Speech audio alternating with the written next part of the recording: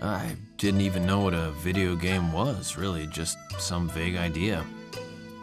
That being you would take some real-life thing and actually put it into the game. Well, in some limited fashion anyways.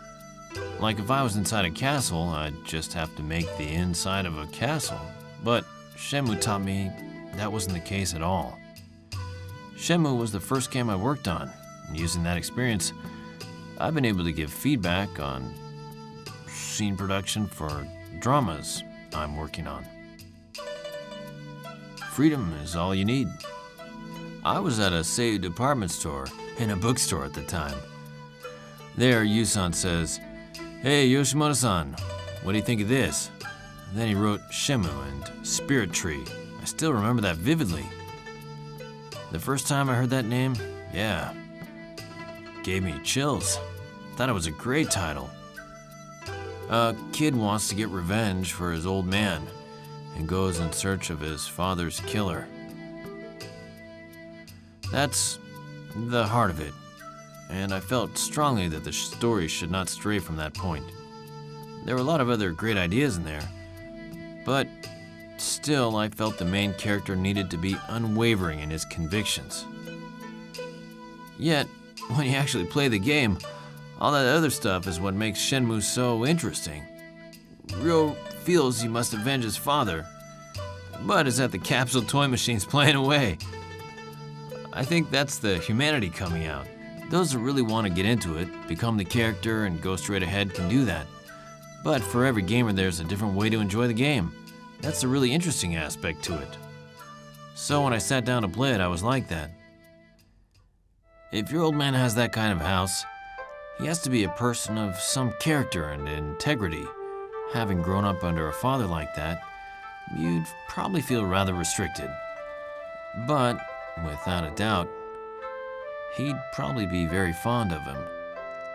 At his dying father's last words, well, in the game he may not have reflected on it much there, but there would be a lot going on through his head about what his father did.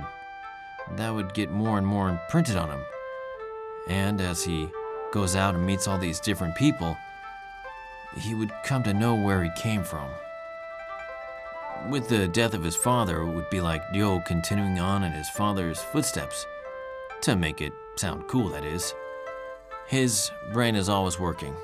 He's seeing and thinking much farther ahead of someone like me.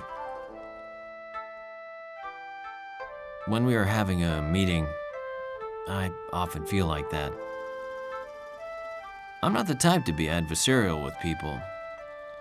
I want to make something that will make other people happy.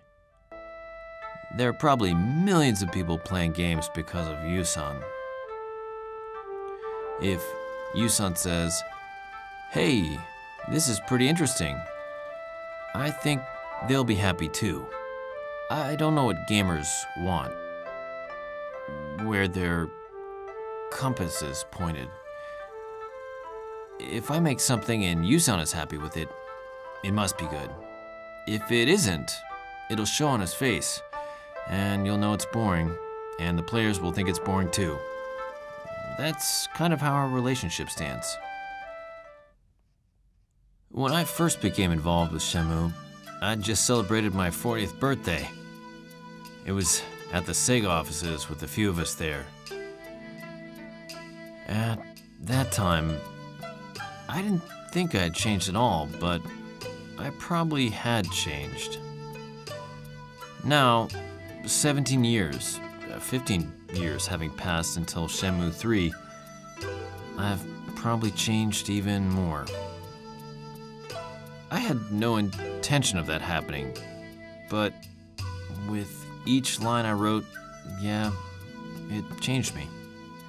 I think about it, and I couldn't tell you how, but I'm excited to test it and see for myself. I'm ready to be part of it again. It's like meeting myself as I was 15 years ago.